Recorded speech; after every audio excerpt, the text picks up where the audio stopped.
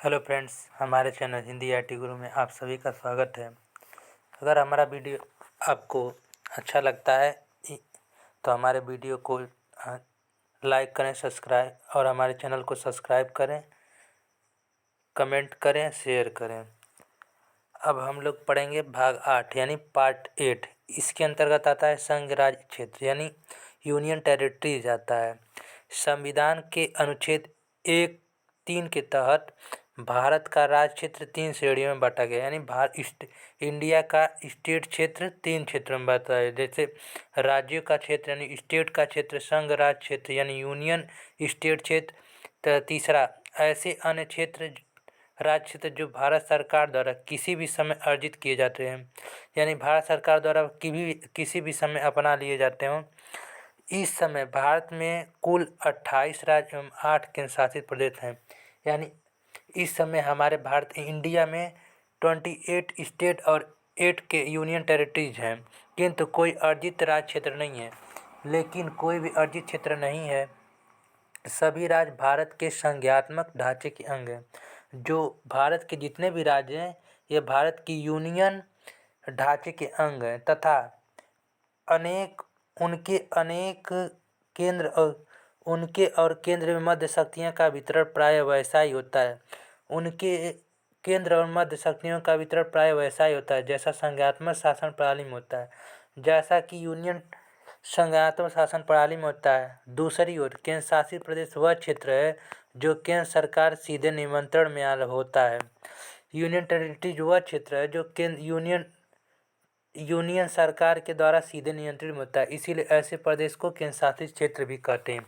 यानी इसीलिए इस क्षेत्र को केंद्र शासित प्रदेश कहते हैं। अब संघ राज्यों का गठन सन 1956 में 7वें संविधान अधिनियम एवं राज्य पुनर्गठन अधिनियम के अंतर्गत इन्हें केंद्र शासित प्रदेश यानी यूनियन टेरिटरीज स्टेट के रूप में गठित किया गया। बाद में कुछ केंद्र शासित प्रदेश को पूर्ण राज्य का दर्जा दे दिया गया। अब केंद्र शासित प्रदेश और गठन वर्ष यानी कब इनका गठन किया गया। जैसे पहला, अंडमान एवं निकोबार द्वीप समूह, इसका गठन 1956 में किया गया। दिल्ली का गठन 1956 में किया गया। लक्षद्वीप, तीसरा लक्षद्वीप का 1956 में किया गया। चौथा, दादर एवं नागर हवेली तथा दमन द्वीप, इसका गठन 2020 में किया गया। पाँचवा, पुदुचेरी या पांडुचेरी, इसका गठन 1954 में किया गया। छठवां, जम्मू कश्मीर, इसका 2019 में। सातवां, चंडीगढ़ 1953 में। आठवां, लद्दाख या 2019 में। एक बार और रिपीट कर लेते हैं। अंडमान एवं निकोबार द्वीप समूह का गठन 1956 में किया गया। दिल्ली का गठन 1956 में किया गया। लक्षद्वीप का गठन 1956 में किया गया। दादर एवं नागर हवेली का गठन 2020 में किया गया। पुदुचेरी का गठन 1954 में किया गया। जम्मू एवं कश्मीर का गठन 2019 में किया गया। चंडीगढ़ का गठन 1953 में किया गया। लद्दाख का 2019 में किया गया। अब वर्ष यानी सन 1973 तक लक्षद्वीप को लकाद्वीप यानी मिनिकॉय एवं अमनीदीव द्वीप के नाम से जाना जाता है। 1973 ईस्वी में लक्षद्वीप को हम लकाद्वीप या मिनिकॉय एवं अमनीदीव द्वीप के नाम से जानते हैं। वर्ष 1992 ईस्वी में दिल्ली को राष्ट्रीय राजधानी क्षेत्र यानी नेशनल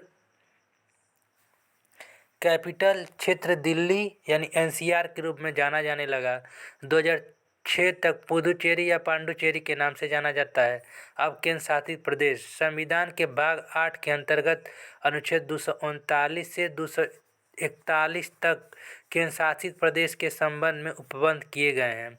यद्यपि सभी केंद्र शासित प्रदेश के गठन के कारण केंद्र शासित प्रदेश होने के क्या क्या कारण हैं अब हम जानते हैं। राजनीतिक एवं प्रशासनिक सोच दिल्ली एवं पांडुचेरी थी। राजनीतिक एवं प्रशासनिक सोच दिल्ली और पांडुचेरी को बनाना चाहते थे। दूसरा, सांस्कृतिक भिन्नताएं पुदुचेरी, लद्दाख, दादर नगर हवेली तथा दमन द्वीप को बनाना चाहते थे। तीसरा, स्मारक महत्व अंडमान निकोबार, लक्षद्वीप, जम्मू कश्मीर और लद्दाख। चौथा, पिछड़े एवं अनुसूचित लोगों के लिए विशेष व्यवहार एवं देखभाल के लिए मिजोरम, मणिपुर, त्रिपुरा एवं अरुणाचल प्रदेश के बाद में पूर्ण राज्य बन गए। अब केंद्र शासित प्रदेश 21 श्रेणी के हैं, लेकिन उनकी प्रशासनिक पद्धति में समानता नहीं है। केंद्र शासित प्रदेश यूनियन टेरिटरीज 21 श्रेणी के हैं, लेकिन उनकी प्रशासनिक पद्धति में समानताएं नहीं है। सामान्यतः संघ राज्य क्षेत्र पूर्णतः केंद्र शासित होते हैं। सामान्यतः यूनियन टेरिटरीज होते हैं, पूर्णतः केंद्र शासित होते हैं, किंतु दिल्ली, पुडुचेरी तथा जम्मू कश्मीर इसके अपवाद हैं। तथा दिल्ली, पुडुचेरी और जम्मू कश्मीर इसके अपवाद है, जहाँ केंद्र शासित केंद्र और उपराज्यपाल की नियुक्ति के साथ साथ विधानमंडल को गठन का भी प्रावधान है। दिल्ली और पुडुचेरी, जम्मू कश्मीर में उपराज्यपाल की नियुक्ति के साथ साथ विधानमंडल को गठन का भी प्रावधान है। इसी प्रकार यहाँ केंद्र सरकार तथा संबंधित केंद्र शासित प्रदेश की निर्वाचन सरकार दोनों की भूमिका होती है। शेष 5 केंद्र शासित प्रदेशों का प्रशासन राष्ट्रपति द्वारा नियुक्त प्रशासक चलाते हैं। अब हम लोग भाग 8 को पूरा पढ़ के समाप्त कर लिए। अब इसी जितना हम लोग पढ़ें इसी में से क्वेश्चन आता है। अगर आपको हमारा वीडियो अगर अच्छा लग रहा है तो हमारे चैनल को सब्सक्राइब करें, लाइक करें और कमेंट करें, शेयर करें हमारे वीडियो पे। तब तक के लिए थैंक यू। हम अगले वीडियो में नेक्स्ट पार्ट में मिलते हैं भाग 9 के तहत।